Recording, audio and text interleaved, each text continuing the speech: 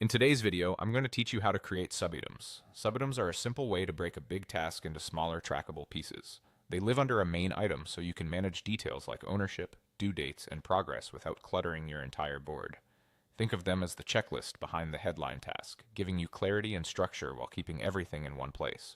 First, open the board where you want subitems. Make sure you're in the correct workspace or project area so your updates land in the right spot. A quick scan of the board's groups and item names can confirm you're exactly where you need to be.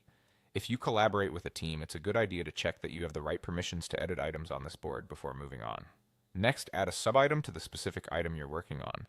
Hover your cursor over that item to reveal the quick actions. Click the three-dot menu on the right and select Add Subitem. This ensures the subitem is directly tied to its parent, so all related work stays together. On some boards, you may also see a small plus icon just beneath the item. Clicking that plus is a shortcut that creates the subitem in the exact same place. If you don't see the plus, the menu option will always do the trick. Once the subitem is created, it's time to enter the details.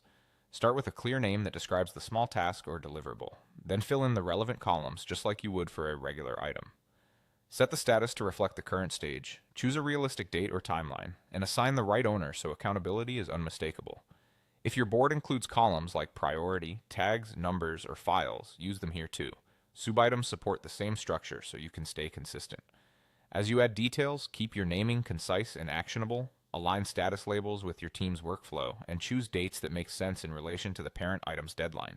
Assign a single owner where possible to avoid confusion, and use the notes or description area to capture context, requirements, or links.